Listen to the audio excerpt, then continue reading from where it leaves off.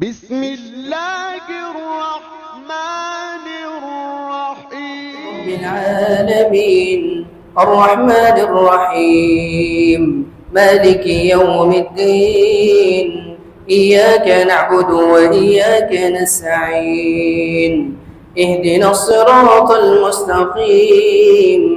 صراط الذين أنعمت عليهم غير المغضوب عليهم ولا الضالين آمين.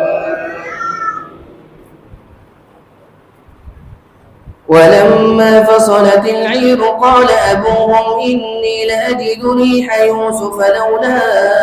أن تفندون قالوا تالله إنك لفي ضلالك القديم فلما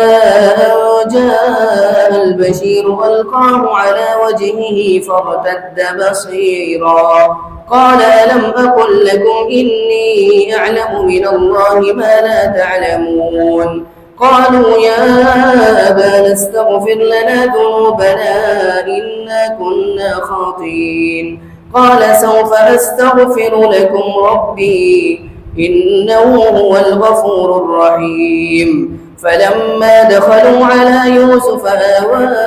إليه أبويه وقال ادخلوا مصر إن شاء الله آمنين ورفع أبويه على العرش وخروا له سجدا وقال يا أبت هذا تأويل رؤياي من قبل قد جعلها ربي حقا وقد أحسن بي إذ أخرجني من السجن وجاء بكم من البدو من بعد أن نزغ الشيطان بيني وبين إخوتي إن ربي لطيف لما يشاء إنه هو العليم الحكيم رب قد آتيتني من الملك وعلمتني من تأويل الأحاديث فاطر السماوات والأرض أنت وليي في الدنيا والآخرة توفني مسلما وألحقني بالصالحين ذلك من أنباء الغيب نوحيه إليك وما كنت لديهم إذ أجمعوا أمرهم وهم يمكرون وما أكثر الناس ولو حرصت بمؤمنين وما تسألهم عليه من أجر إن هو إلا ذكر للعالمين وكأي من آية في السماوات والأرض يمرون عليها وهم عنها معرضون وما يؤمن أكثرهم بالله إلا وهم مشركون أفأمنوا أن تأتيهم غاشية من عذاب الله أو تأتيهم الساعة بغتة وهم لا يشعرون قل هذه سبيلي أدعو إلى الله على بصيرة أنا ومن اتبعني وسبحان الله وما أنا من المشركين وما أرسلنا من قبلك إلا رجالا نوحي إليهم من أهل القرى أفلم يسيروا في الأرض فينظروا كيف كان عاقبة الذين من قبلهم ولدار الآخرة خير للذين اتقوا أفلا تعقلون حتى إذا استيأس الرسل وظنوا أنهم قد كذبوا جاءهم نصرنا فنجي من نشاء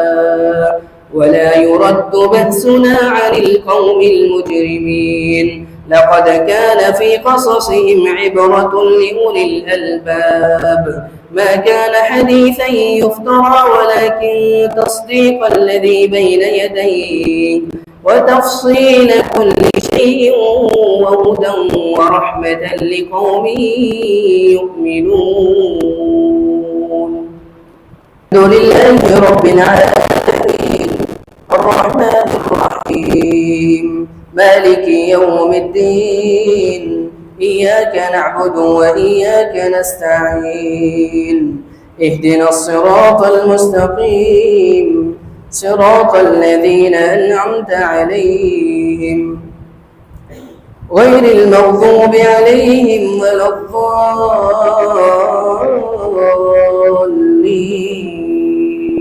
آمين.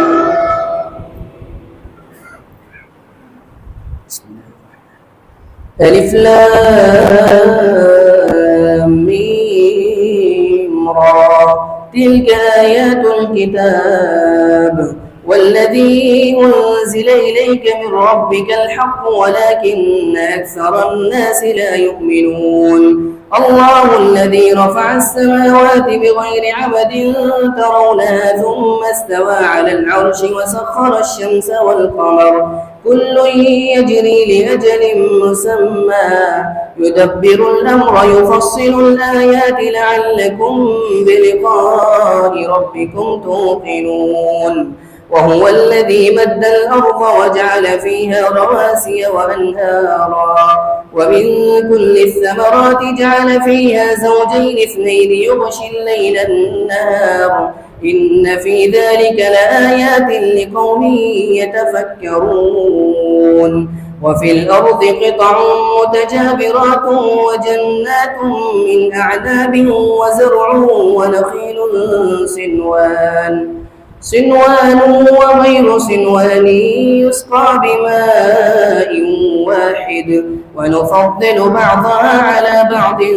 في الأكل إن في ذلك لآيات لقوم يعقلون. وإن تعجب فعجب قولهم أئذا كنا ترابا أئنا لفي خلق جديد أولئك الذين كفروا بربهم وأولئك الأغلال في أعناقهم وأولئك أصحاب النار هم فيها خالدون. ويستعجلونك بالسيئة قبل الحسنة وقد خلت من قبلهم المثلات وإن ربك لذو مغفرة للناس على ظلمهم وإن ربك لشديد العقاب. ويقول الذين كفروا لولا أنزل عليه آية من ربه إنما أنت منذر ولكل قوم هاد الله يعلم ما تحمل كل أنثى وما تغيض الأرحام وما تزداد وكل شيء عنده بمقدار. عالم الغيب والشهادة الكبير المتعال سواء منكم من أسر القول ومن جهر به ومن هو مستخف بالليل وسارب بالنهار له معقبات من بين يديه ومن خلفه يحفظونه من أمر الله إن الله لا يغير ما بقوم حتى يغيروا ما بأنفسهم وإذا أراد الله بقوم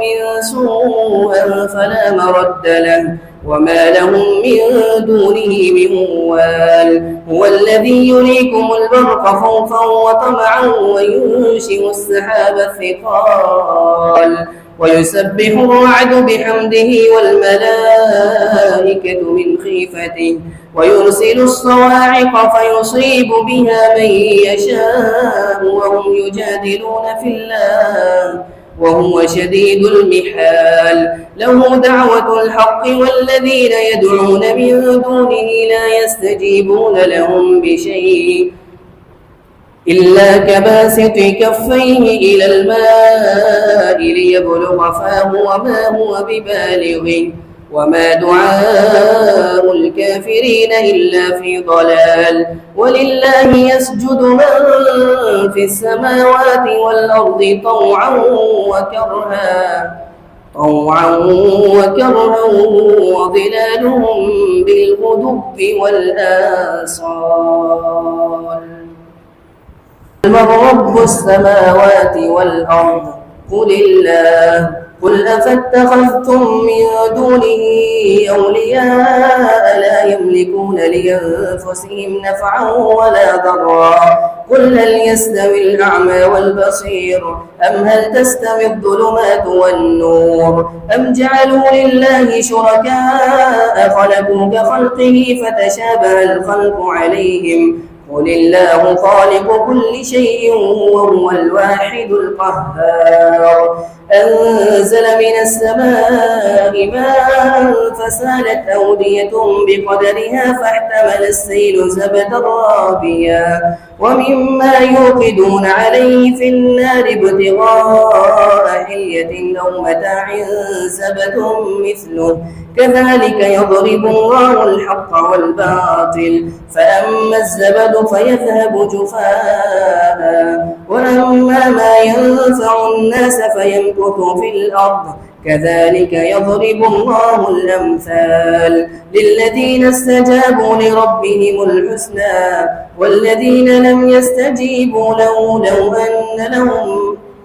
والذين لم يستجيبوا له لو أن له ما في الأرض جميعا ومثله معه لافتدوا به أولئك لهم سوء الحساب ومأواهم جهنم وبئس المهاد أفمن يعلم أنما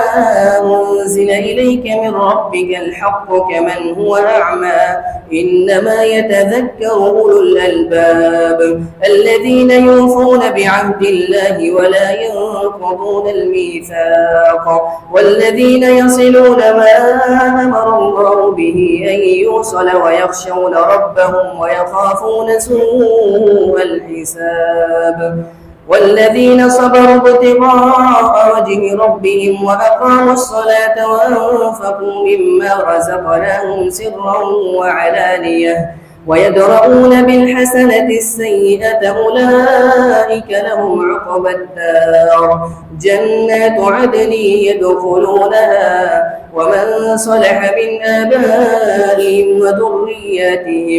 ومن صلح من آبائهم وأزواجهم وذرياتهم والملائكة يدخلون عليهم من